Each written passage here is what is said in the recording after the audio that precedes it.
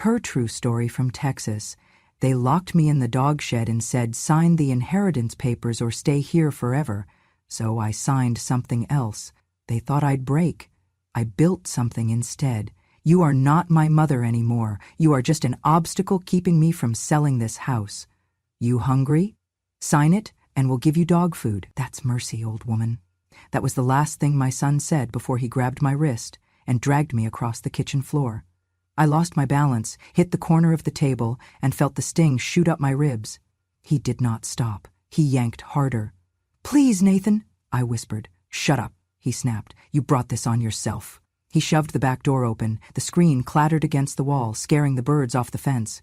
I looked behind, hoping maybe, just maybe, my daughter-in-law would intervene, but she stood there in her high heels and smeared lipstick, arms crossed like a judge watching a guilty verdict unfold.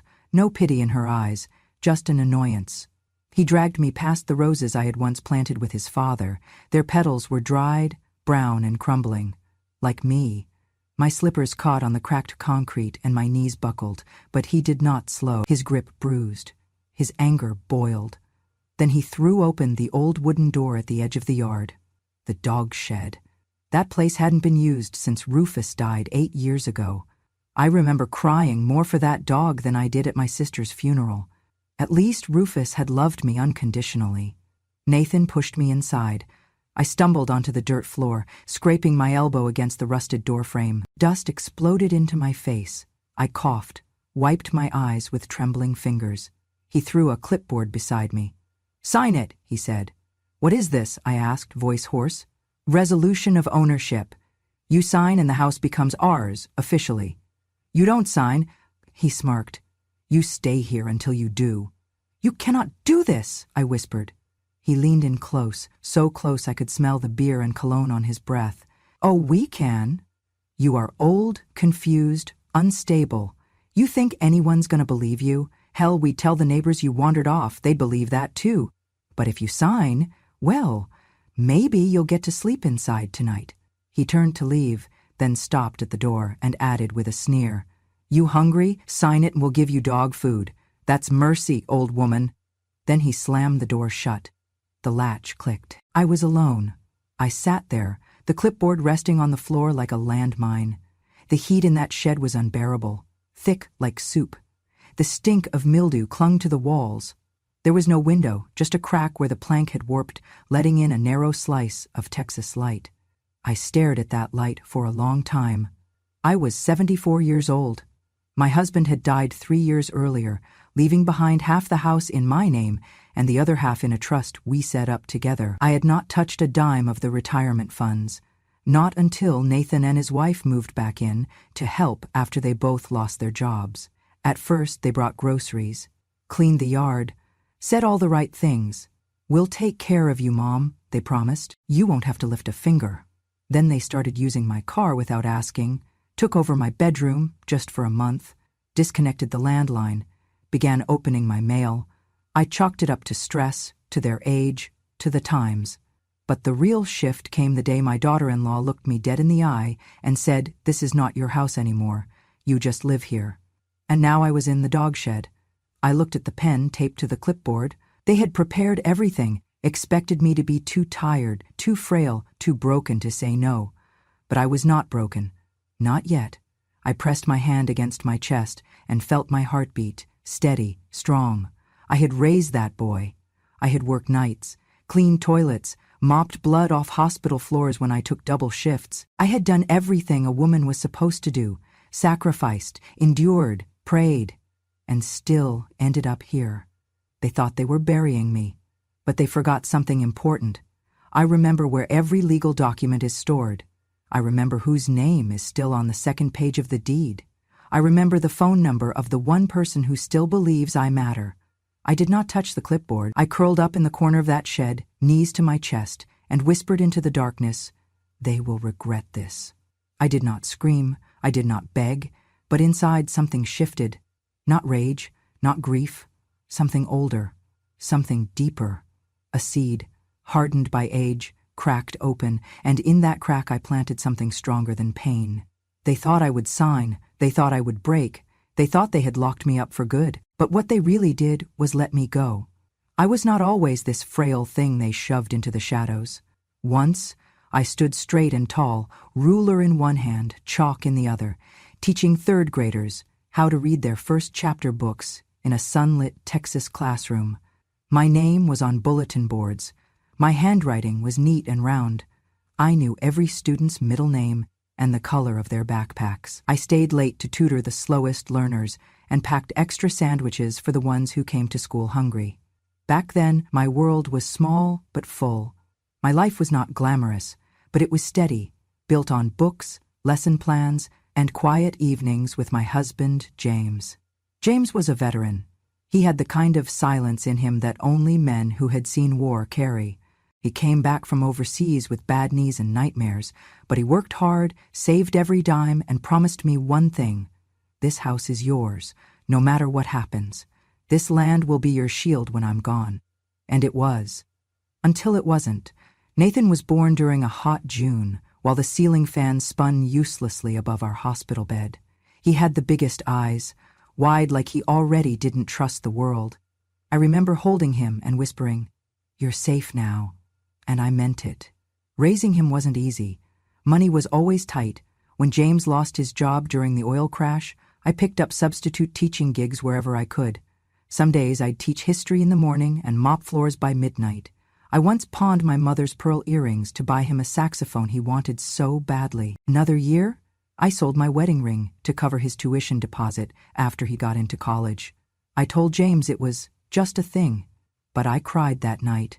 We did without vacations, without new clothes, without complaint. I was proud of that. Proud to be the kind of mother who sacrificed without keeping score. Nathan used to hug me every morning before school. He used to leave sticky notes on the fridge. "Thanks for the grilled cheese, Mom," or "Good luck with the PTA meeting."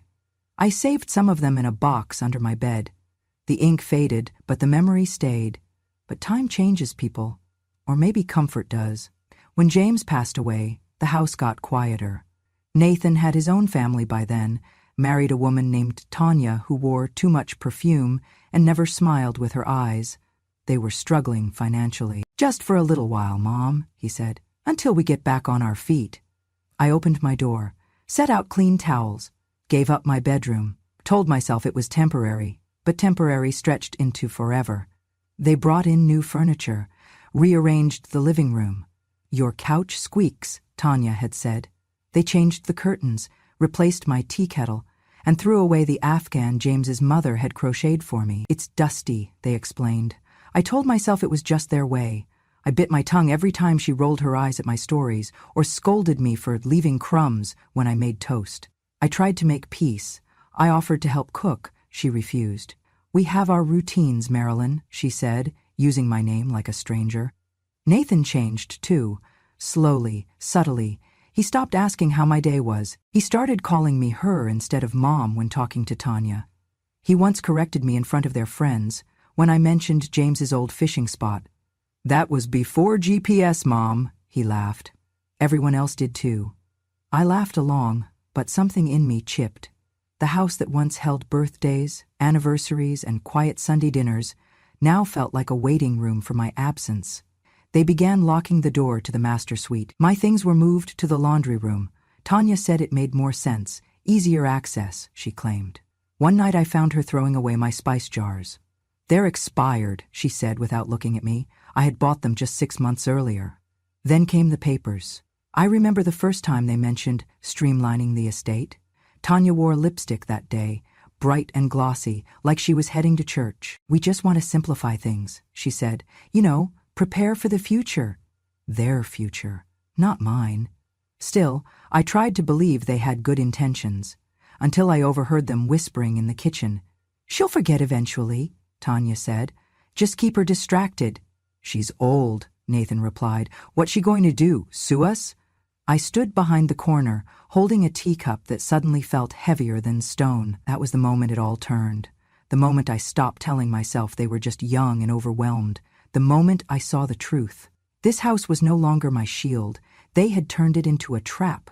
But if they thought I was too soft, too senile, too far gone to fight back, they forgot something critical.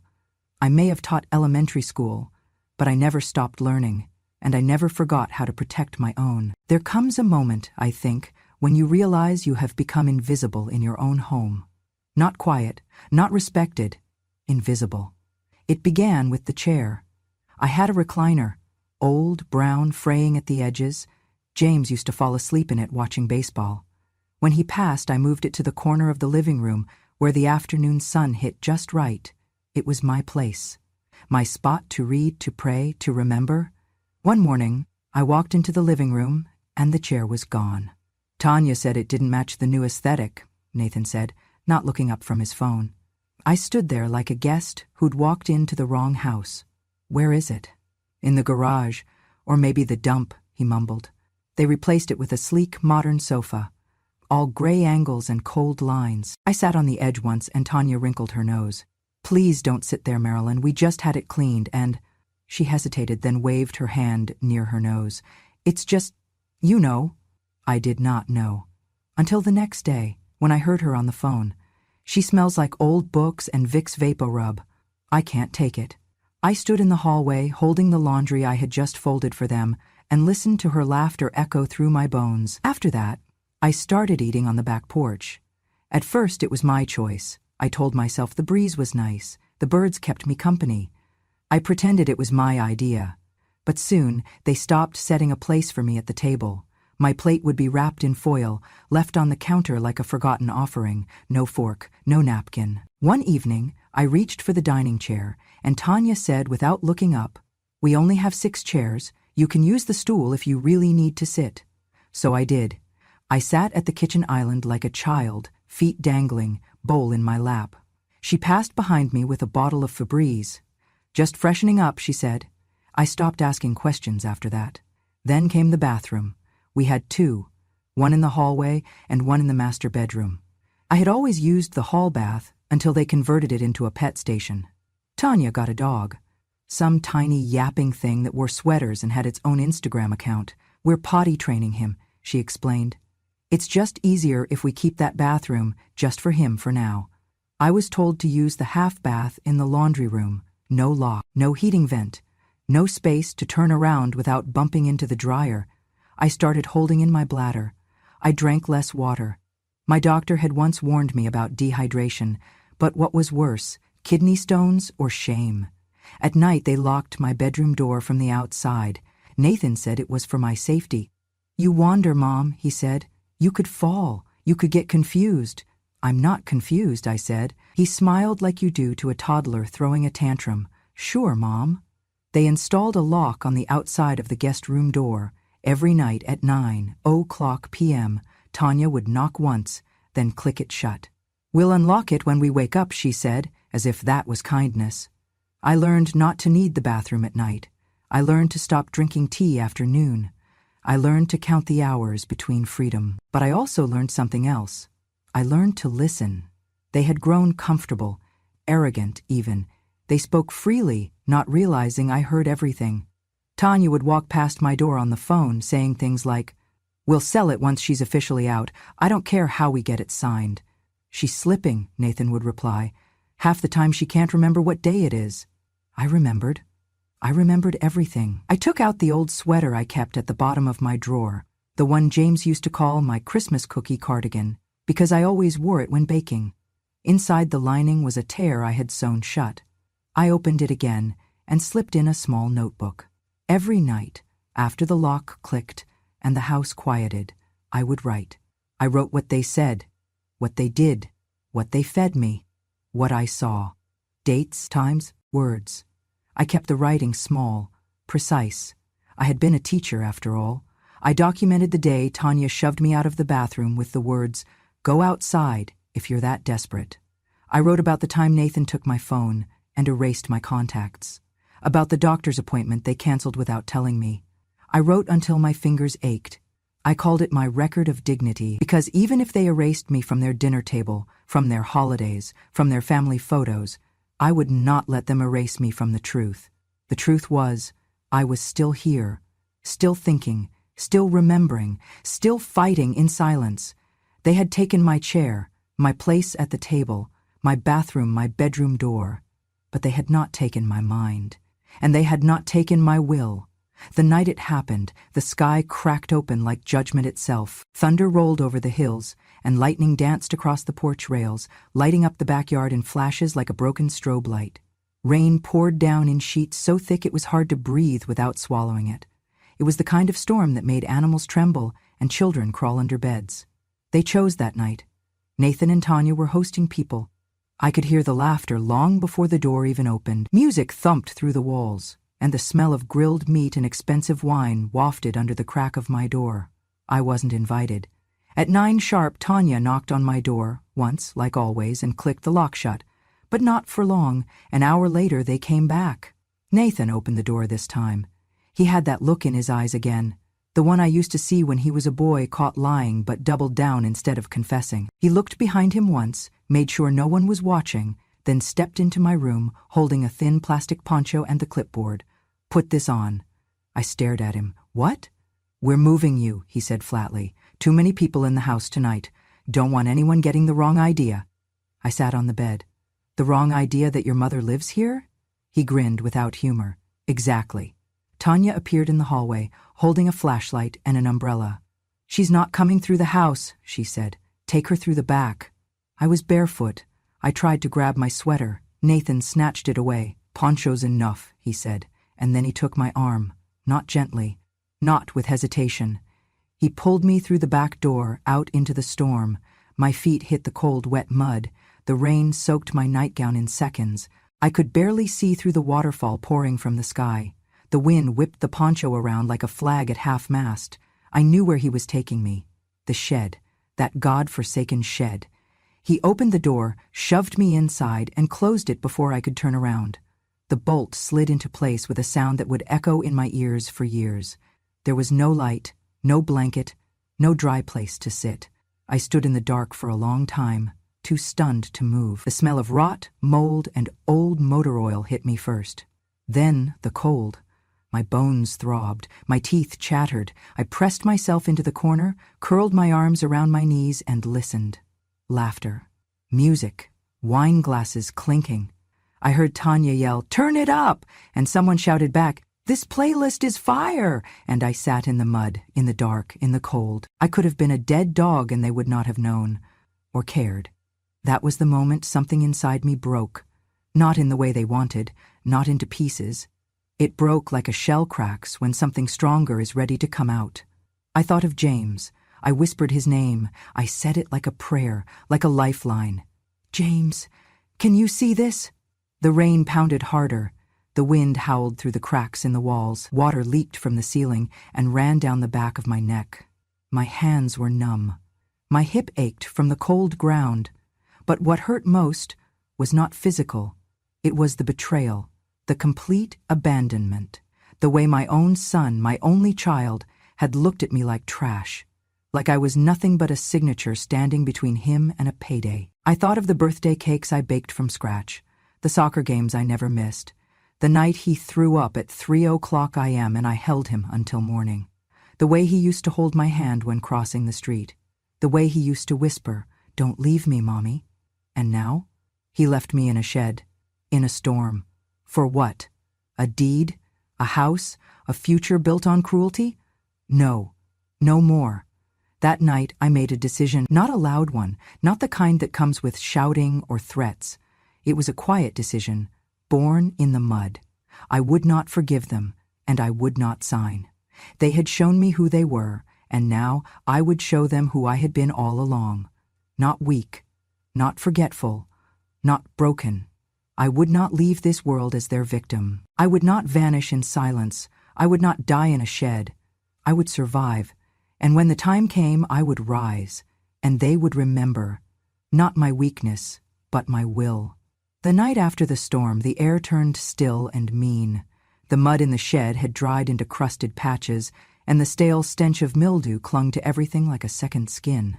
My body ached in places I had forgotten existed, but I was still alive, still thinking. I sat hunched in the corner, watching the light change through the wall crack. It was afternoon, I guessed. Maybe Sunday? Or Monday. The days were starting to blur. That was when I heard the knock. Not the sharp rap of Nathan's hand or Tanya's impatient tap. This was soft, hesitant. I froze. "Senora Marilyn?" A girl's voice whispered through the crack. Are you okay?" I knew that voice. Rosa. She was the teenage granddaughter of the Mexican family that lived next door, the Vasquezes. Her grandparents kept chickens and played music that floated through our yards on Sundays. Rosa used to wave to me when she was little. I had once helped her with a science fair project on butterflies. "Is that you, sweetheart?" I croaked. There was silence, then a trembling. "Oh my God, they really locked you in here?" I heard rustling. Then a hand slipped through the base of the wall, wrapped in a plastic grocery bag. "Here," she whispered. "Pan dulce. And a little water." I took it slowly. My hands shook. I opened the bag and bit into the sweetbread, tears pricking my eyes as the sugar hit my tongue. "I saw them," she whispered. "At the party."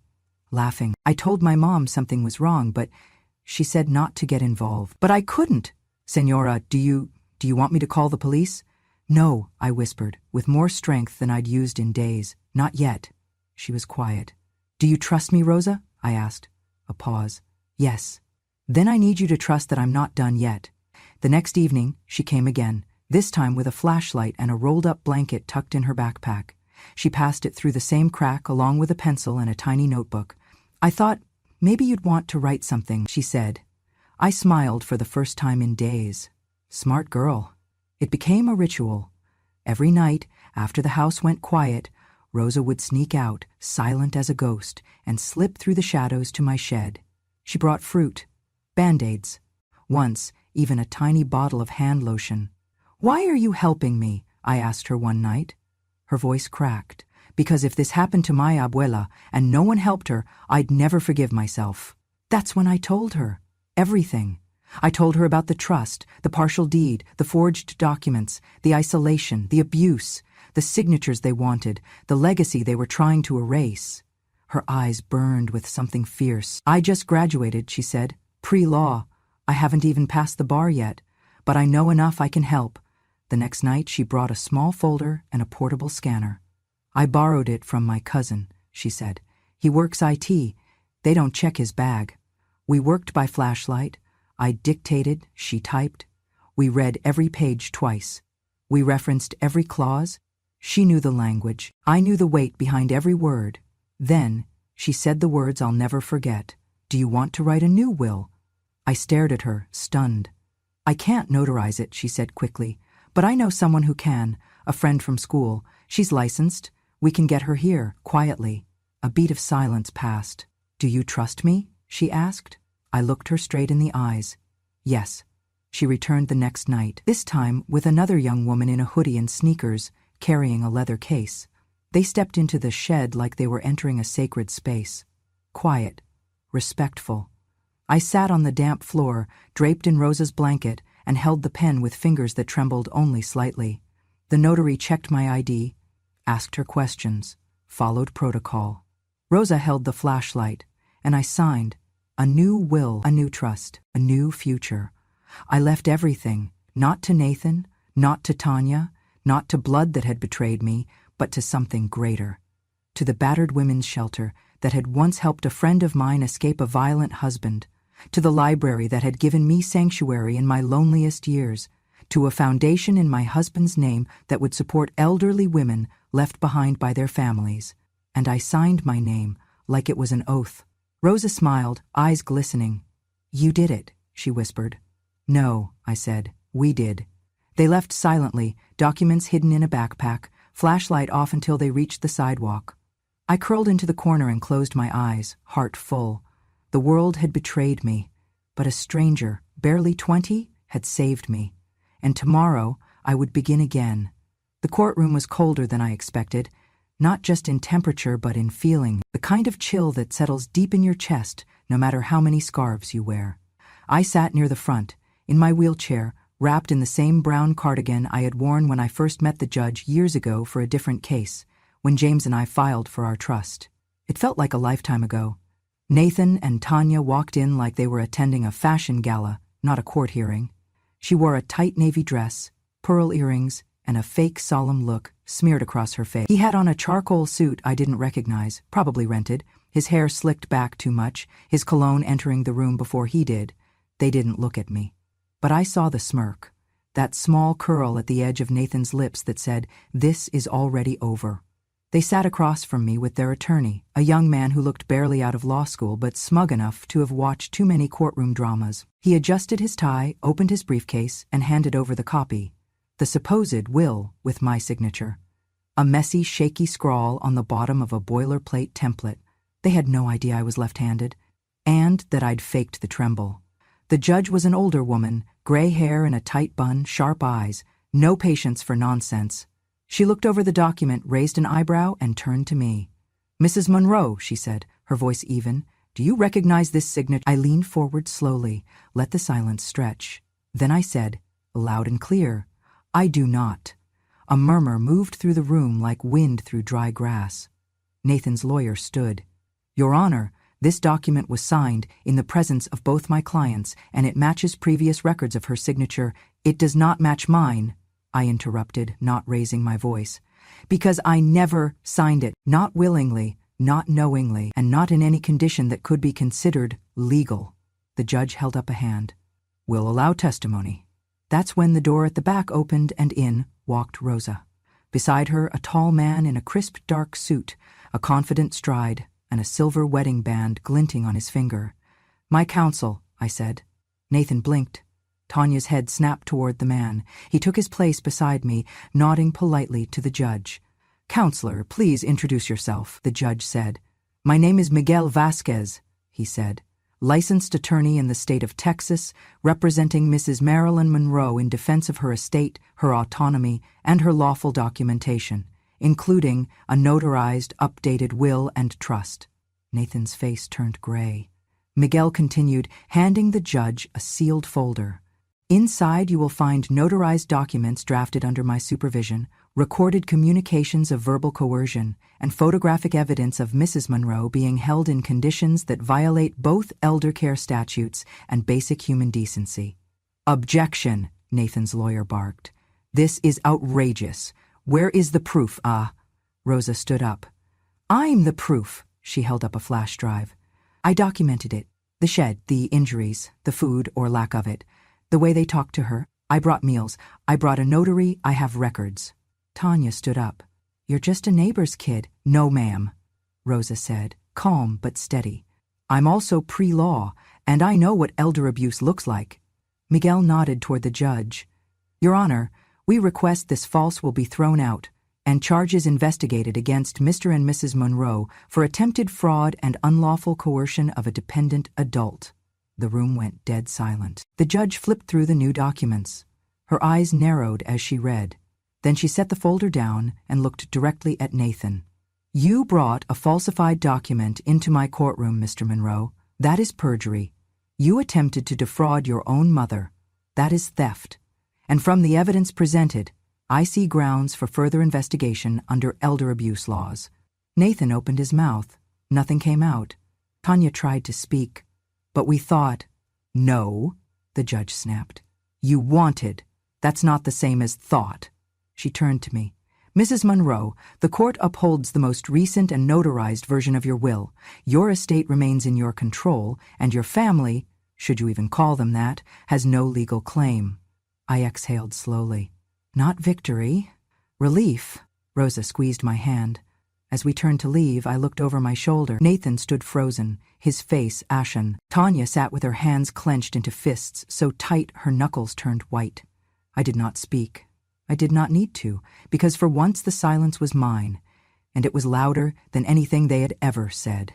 The courthouse doors swung open, and for the first time in weeks I felt real sunlight on my face. It was warm, not just on my skin but in my chest, my bones, my breath.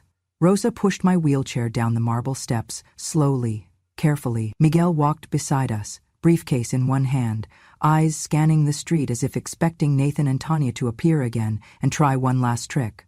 They didn't. They had slunk out a side door, their lawyer trailing behind, all three too stunned or too ashamed to face the world they thought they'd conquered. The judge's ruling had been clear. The will Nathan forged? Nullified. The coercion? Documented. The estate? Permanently transferred under my direction. The house? No longer his inheritance, no longer mine either, not anymore.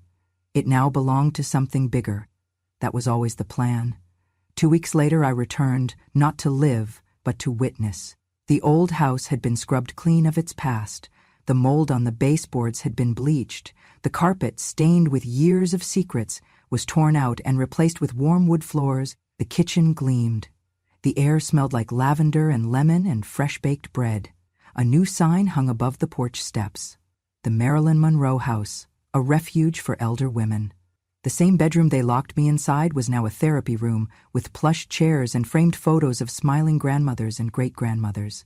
The bathroom I was denied now had handrails, fresh towels, and a note on the mirror that read, "You are seen." I donated the property in full. Along with it, my late husband's pension fund, an anonymous trust I had been quietly building for over a decade, and the remaining balance of my savings account. I did not need much.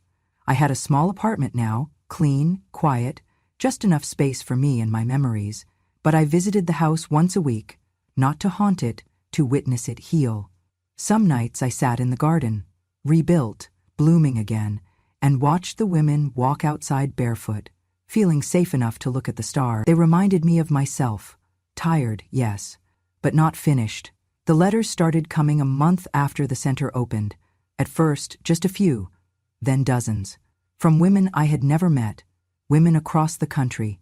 Some signed their names, others just left initials or quotes or shaky handwriting with teardrops on the corners. "Thank you for reminding me I still matter. My daughter hasn't called me in 5 years, but your story gave me the strength to call myself a survivor. I slept in a shed too. You made me feel less alone." Each letter I placed in a wooden box beside my bed, the same box that once held Nathan's childhood drawings. I did not throw his away, I simply moved them. Because I believe people can change, but I do not believe in waiting forever. Nathan never called. Not once. No apology, no explanation. Tanya unfollowed me on everything within a week of the ruling. Rosa told me they moved to another state, trying to start fresh, she said. Let them. I had already started new. Better. My days are quiet now. I wake up when I choose. Brew tea the way I like it. I keep a journal, not of pain anymore, but of peace. I volunteer twice a week at the center, helping women fill out job applications or just listening to them over coffee. Sometimes I look in the mirror and hardly recognize the woman staring back. Not because I've aged, but because I've risen. People used to say old women were fragile, that we forget, that we fade, that we're too soft to fight, too tired to resist. They were wrong. We do not forget. We remember everything. We remember the smell of a child's shampoo, the sound of betrayal behind a closed door, the weight of a signature we refused to give. We remember who helped us and who didn't. They locked me in a dog shed. They called it mercy. They thought I would break. But that shed wasn't the end of me. It was the beginning. The moment I was forced to the ground, I found something deeper than rage. I found resolve. I found truth. I found the kind of silence that does not beg, it builds. I built again. Not just my life, but a legacy. And if one day Nathan walks past that house and sees the sign with my name on it, I hope he feels something. Not shame, not fear, but awareness. That the mother he once silenced used her silence to change the world. I am not bitter. I am not broken. I am something else now. Whole, free, unforgettable. Some months after the court ruling, spring settled over Texas like a second chance. The air grew sweeter, softer, the kind of weather that invites things to grow again, not just flowers, but people too. I found myself walking again. Not far, just around the garden or down the sidewalk in front of my little apartment. I wore a hat James once bought me on our 30th anniversary. It had a wide brim and a faded ribbon, but it still made me feel like someone who mattered. One morning, Rosa showed up with coffee and a question. "Would you be willing to speak to the women at the center?" she asked, hopeful. "Just share your story?" I hesitated. "I'm no inspiration," I said. She smiled gently. "But you are." So I did. The room was filled with women, some my age, some younger. They sat in folding chairs, shoulders tight, eyes guarded. I knew those expressions. I had worn them too. I told them everything, not just about the shed, but the before, the years of silence, the slow erasure, the 1,000 tiny humiliations that most people overlook because they don't leave bruises. Only memory. When I finished, no one clapped, but one woman stood, then another, and that night, the women in that room did something most people never do. They saw me, not as a victim, as a mirror. From then on, I came every week. I led a writing group. We called it the Unwritten Letters. Each woman wrote one letter to someone who hurt her, left her, forgot her. Letters never meant to be mailed, but always meant to be heard. We read them aloud, we cried, we laughed, we stitched ourselves back together line by line. One afternoon, Rosa brought a stack of mail. "This one's from Minnesota," she said, handing me an envelope with no return address. Inside was a short note in pencil. "My daughter left me at a gas station 6 years ago. I thought that was the end, but then I heard your story. I found a place to stay. I'm safe now. Thank you." I stared at the paper for a long time. Then I folded it and placed it in my box, the one that now held hundreds of thank yous from strangers who were no longer strangers. Meanwhile, the house, the one they once tried to steal, had blossomed into a living thing, a place of rhythm and routine and hope. You could smell cookies baking on Wednesdays, hear laughter from the back porch every Friday evening, see knitting circles forming under the same tree where James used to hang bird feeders. We added a garden. The women grew vegetables and flowers. Someone painted a mural on the side wall, birds, blooming branches, and in the center the words, "We rise quietly." I had them add one more line, in memory of the women they thought would break.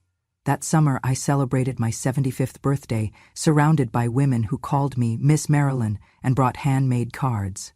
They gave me a cake shaped like a doghouse, with the words, "From the shed to the summit," written in pink icing. We laughed so hard we cried. That night, after everyone had gone, I sat alone in the garden with a cup of tea and the stars for company. I thought about Nathan. He hadn't called, hadn't written, and maybe he never would. But strangely, I no longer waited for it. Forgiveness isn't forgetting. It's choosing to live without needing the apology that never came. I looked up at the stars and whispered, "I made it, James. I really made it." And in the rustle of the wind, I swear I heard him say, "I always knew you would." Now, every month, a new woman moves into the house. Each one arrives with her own history, her own heartbreak, her own silence, and each one leaves with something more. A key, a journal, a chance. As for me, I keep walking, keep writing, keep remembering. I am no longer invisible. I am part of something that matters. And, in the quietest moments, when the world goes still and the moon rises over the porch, I smile to myself, not because I won, but because I endured. And in the end, that's the most powerful story of all. If this story stirred something in you, if you've ever felt overlooked, unheard, or locked away in your own kind of silence, then you're not alone. Here on Grama True Stories, we share the voices the world tried to forget. Stories of betrayal and quiet revenge, of dignity rebuilt in the dark, of women who didn't break, they built. So if you believe that truth has power, if you believe that silence isn't weakness, it's memory, then subscribe. Join us. Because revenge has no expiration date. And when a grandma speaks, the world finally listens. Subscribe now to Grandma True Stories, where every story is true and every truth matters.